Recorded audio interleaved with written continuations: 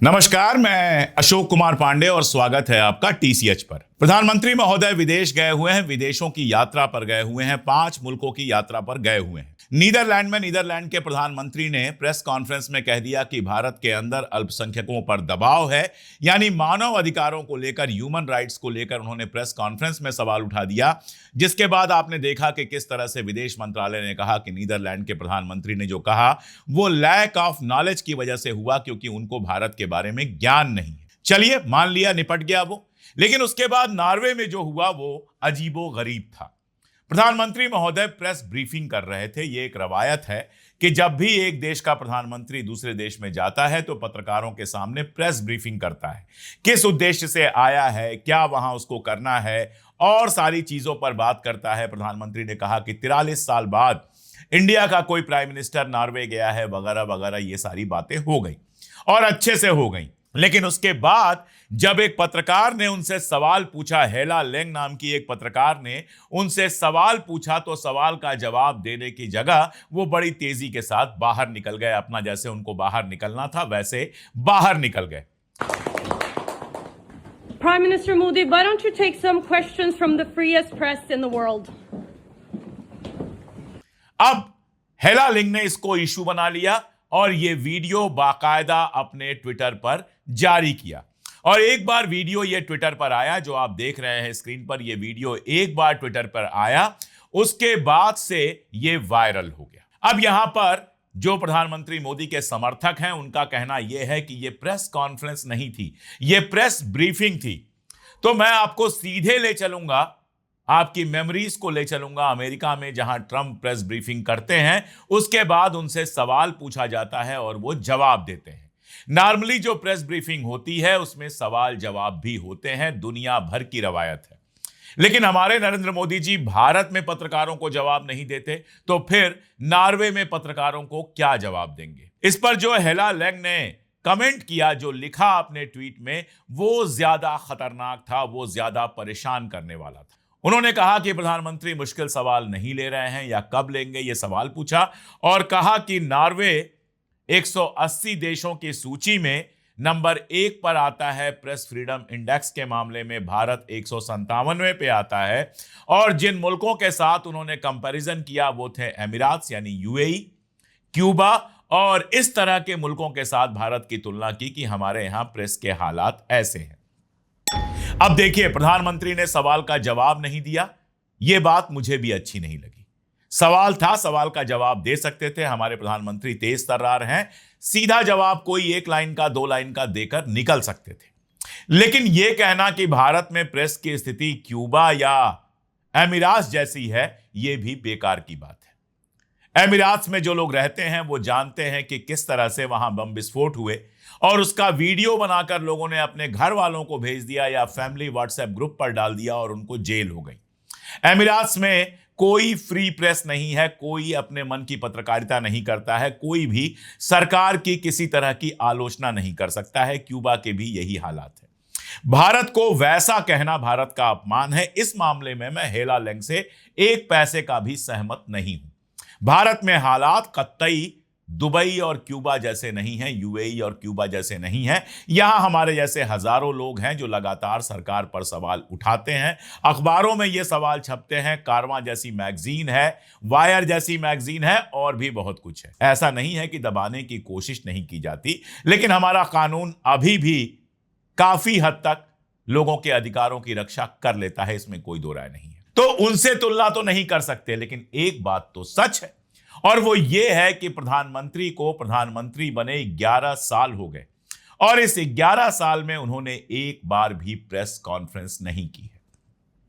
कभी बैठकर प्रेस के सवालों का सीधा जवाब नहीं दिया है। घर पर बुलाकर 3-4 पत्रकारों के साथ बातचीत कर लेना, पॉडकास्ट जैसी बातचीत कर लेना, जिसमें आम काट कर खाते हैं या चूस कर खाते हैं। आपकी एनर्जी का राज क्या है? आप इतने यंग कैसे दिखते हैं? आपके चेहरे पर इतना ग्लो कैसे रहता है? आप अपने पॉकेट में पर्स रखते हैं कि नहीं, वॉलेट जिसको कहते हैं, वो रखते हैं कि नहीं रखते हैं? इन सवालों जैसे सवाल पूछे जाते हैं, और सीधे सवाल अगर एक आध पूछ भी लिए गए तो जवाब मिलने के बाद पलटकर उस पर कुछ भी नहीं पूछा जाता है, जिससे यह लगता है कि सब कुछ पहले से तय था कि क्या सवाल पूछा जाएगा और क्या जवाब दिया जाएगा। एक बार तो यह भी आरोप लगा था कि प्रधानमंत्री के घर के अंदर जो इंटरव्यूज होते हैं उसको प्रधानमंत्री के कैमरामैन ही शूट करते हैं और एडिट करके वीडियो देते हैं न्यूज चैनल्स को चलाने के लिए। मैं नहीं जानता ये कितना सही है कितना गलत, लेकिन एक बात तो पक्की है कि हमारे प्रधानमंत्री महोदय प्रेस कॉन्फ्रेंस में नहीं बैठते, नंबर 1। और इसका असर यह हुआ है कि अब मंत्री संतरी कोई भी पत्रकारों के सवालों का जवाब नहीं देना चाहता। आप देखिए, नीट का मामला हुआ, नीट का पेपर लीक हुआ, तीसरी चौथी बार लीक हुआ, लेकिन धर्मेंद्र प्रधान से जब इस पर सवाल पूछा गया तो वो चुपचाप कटकर निकल लिए, कोई जवाब नहीं देंगे। ऐसे ही किसी भी मंत्री से सवाल पूछने की जब कोशिश की जाती है तो वो चुपचाप कटकर निकल जाते हैं, कोई जवाब नहीं देते हैं। लेकिन इसका एक और असर हुआ है। असर ये हुआ है कि हमारे जो अधिकारी हैं, हमारे जो ऑफिसर्स हैं और सीनियर ऑफिसर्स की मैं बात कर रहा हूं, वो पॉलिटिकल लोगों की तरफ बोलने लगे हैं, कार्यक्रमों में बोलने लगे हैं और प्रेस कॉन्फ्रेंसेस में बोलने लगे हैं। आपको याद होगा ज्ञानेश कुमार ने जब पहली प्रेस कॉन्फ्रेंस ली और वो आखिरी प्रेस कॉन्फ्रेंस बन गई, उसमें पत्रकारों ने तीखे सवाल पूछे तो ज्ञानेश कुमार जी किस तरह का भाषण दे रहे थे। कुछ ऐसा ही सीन देखने को मिला जब विदेश मंत्रालय ने प्रेस कॉन्फ्रेंस की।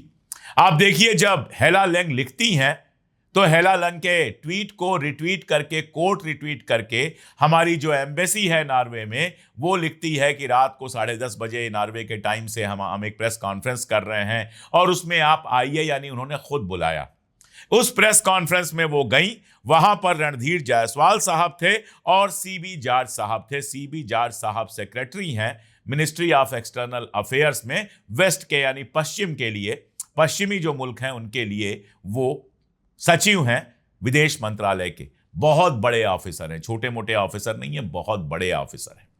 तो फिर से प्रेस कॉन्फ्रेंस बैठी और इस प्रेस कॉन्फ्रेंस में फिर से एक सवाल वही हेला लैंग ने पूछा और वो भारत में ह्यूमन राइट्स के बारे में था।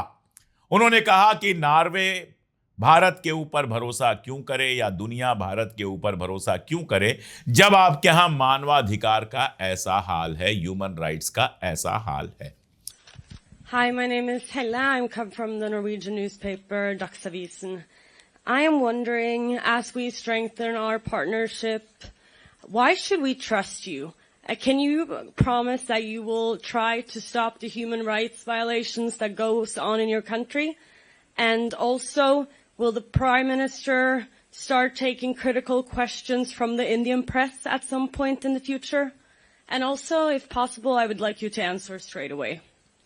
अब देखिए, कोई डिप्लोमेट वहां पर आंसर देने के लिए वो बैठे हुए थे, तो आंसर भी डिप्लोमेटिक होना चाहिए था। वो कह सकते थे कि आपके आंकड़े गलत हैं, आपके आंकड़ों से हम बिल्कुल सहमत नहीं हैं, हमारे देश के अंदर मानवाधिकार उल्लंघन नहीं होते, ह्यूमन राइट वायलेशन नहीं होते, ये गलत आरोप आप लगा रहे हैं, आप जिन इंडेक्सेस की बात करते हैं उसको गवर्नमेंट ऑफ इंडिया एक्सेप्ट नहीं करती। न्योता दे सकते थे कि आप भारत आइए और आपको हम दिखाते हैं कैसा है, जो भी चाहे वो कर सकते थे। उस समय उस सवाल का सीधा जवाब देकर उनको खामोश कर सकते थे। लेकिन हुआ क्या, हमारे सीबी जॉर्ज साहब पॉलिटिकल भाषण देना शुरू कर देते हैं। We hear a lot of people asking questions about why this, why that. But let me tell you this.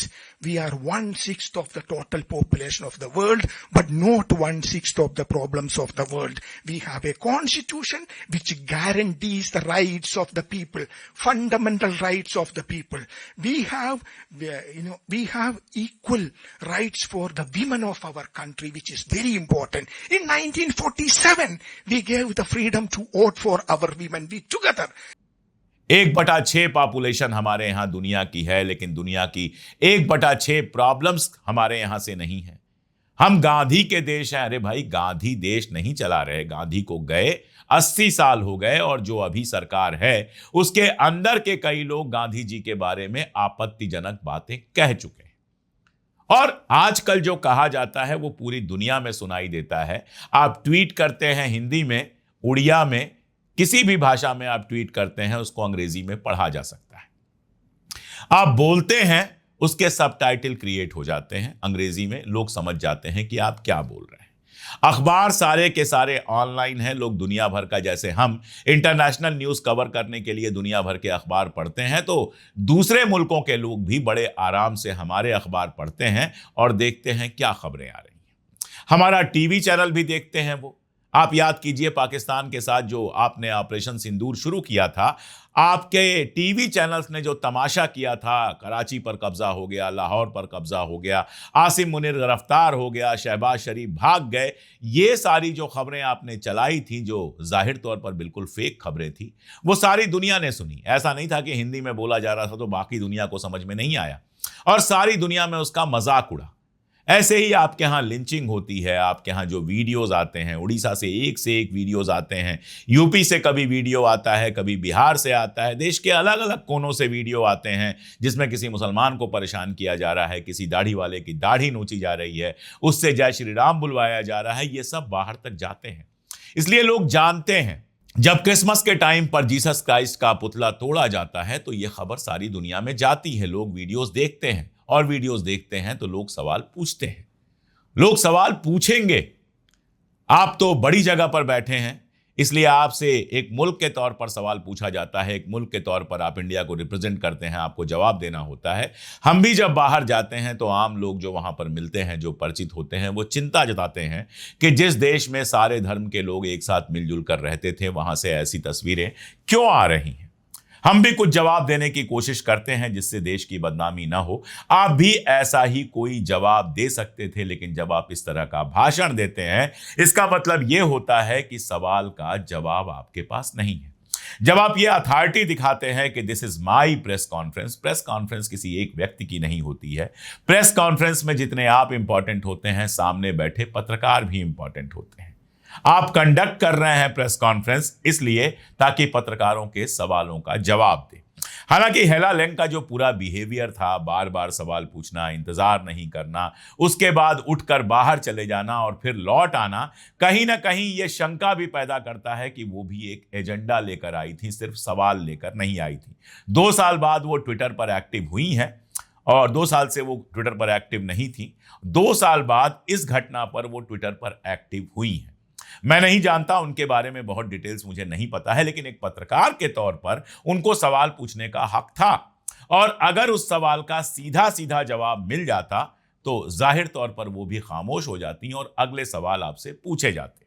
अब देखिए, ह्यूमन राइट्स का मामला दुनिया में क्यों नहीं उठेगा। कल उमर खालिद को लेकर जो बयान आया है सुप्रीम कोर्ट के अंदर से, जिसमें सुप्रीम कोर्ट के 2 जजेस फैसला देते हैं एक तीसरे केस में और कहते हैं कि उमर खालिद और शर्जिल इमाम की जमानत पर सुप्रीम कोर्ट ने जो फैसला दिया था वो गलत था। यूएपीए के अंदर भी बेल रूल होनी चाहिए और जेल अपवाद होना चाहिए, जिसमें कहा गया था कि एक पुराने केस को सही तरीके से डील नहीं किया गया और 3 जजेज की बेंच का जो फैसला था उसको 2 जजेज ने पलट दिया। यह गलत था। उमर खालिद और शर्जिल इमाम को जमानत मिल जानी चाहिए। अब उमर खालिद और शर्जिल इमाम 5-5 साल से जेल में पड़े हुए हैं और केस तक नहीं शुरू हुआ है। कोई केस अभी तक शुरू नहीं हुआ। चार्जशीट में ऐसा कुछ नहीं आया जो साबित करे कि वो सीधे हिंसा में शामिल थे, लेकिन 5 साल से उनको जेल में रखा गया। जिस आदमी को रिहा भी किया गया वो भी 6 साल से जेल में है। अंदराबी हैं कश्मीर के, जिनको नशीले पदार्थों के चक्कर में गिरफ्तार किया गया था और वो भी 6 साल से यूएपीए के तहत जेल में थे, जिनको कल जस्टिस नागरत्ना और जस्टिस उज्जवल भुइयां की बेंच ने जमानत दी है, वो भी 6 साल से जेल में थे। ऐसे कितने ही केसेस हैं जिसमें लोग लंबे लंबे वक्त से जेल में हैं, न केस चल रहा है न जमानत मिल रही है। सवाल पूछे जाएंगे। इंडिया में तो सवाल नहीं पूछे जाएंगे। यहां तो पेट्रोल का प्राइस पहले 3 रुपए बढ़ गया और आज फिर 1 रुपए के आसपास बढ़ गया।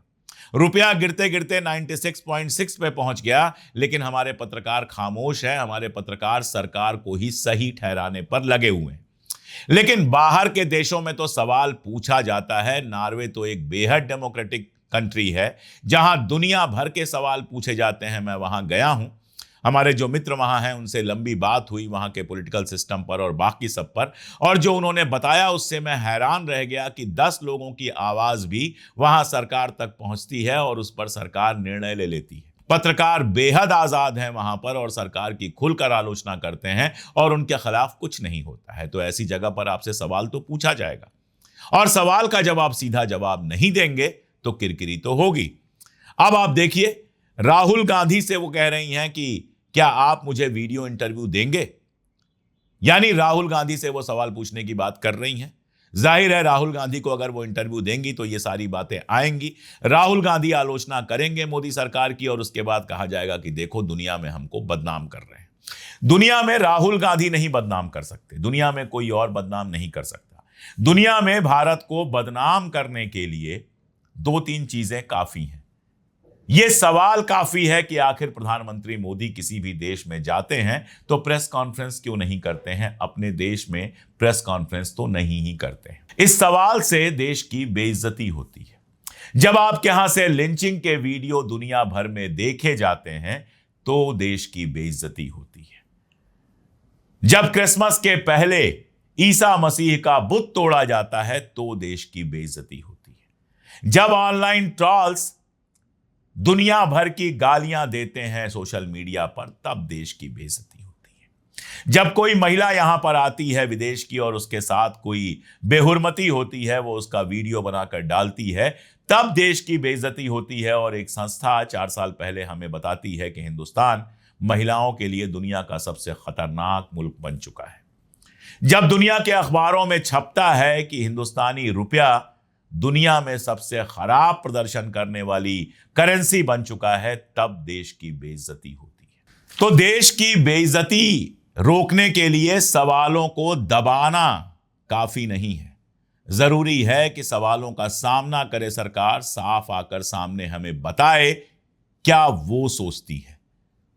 साफ आए, सामने आए और जो नफरती हिंसा हमारे देश के अंदर चल रही है उसको रोके। अगर नहीं होगी नफरती हिंसा तो उसके वीडियोस नहीं आएंगे और उसके वीडियोस नहीं आएंगे तो दुनिया में बेइज्जती नहीं होगी। गालीबाजों को अगर आप कंट्रोल नहीं कर पाएंगे तो होगी दुनिया में बेइज्जती। मुसलमानों के खिलाफ अगर सबसे ज्यादा ट्वीट भारत से ओरिजिनेट होंगे तो दुनिया में सवाल उठेगा। इन सवालों को रोकने का तरीका किसी पत्रकार के सवाल से बच के निकल जाना या किसी पत्रकार को लंबा भाषण देना नहीं है। इसको स्वीकार करना है और इसके खिलाफ लड़ना है। लेकिन जब वोट इसी से आते हैं, जब यही कर करके लोग मिनिस्टर और चीफ मिनिस्टर बन गए और जाने क्या क्या बन गए, तो बताइए इसको कैसे रोका जाएगा। किसी भी जेन्युइन आदमी के लिए यह चिंता की बात है कि हमारे देश की इमेज दुनिया भर में कितनी खराब होती जा रही है। और इकॉनमी का जो हुआ है वो तो आपके सामने है, वो बताने की जरूरत है ही नहीं। खुद सोचिएगा, कई लोग हमारे वीडियोस के नीचे आकर कमेंट कर जाते हैं कि आप देश की बेइज्जती कर रहे हैं। खुद सोचिएगा कि अगर गंद आपके घर में भर गई है तो परफ्यूम छिड़क कर कब तक उसकी बदबू को आप रोकेंगे। तरीका एक ही है कि उस गंद को साफ कीजिए, वरना वो बदबू सामने जाएगी। और ऐसे में जो आपसे कहता है कि भैया जिसको घर में तुमने कीमती सामान समझकर रखा हुआ है वो बेसिकली गंद है, वो आपका दुश्मन नहीं, वही आपका असली दोस्त है। आपको क्या लगता है कमेंट में जरूर बताइएगा। आज के लिए इतना ही, बहुत शुक्रिया।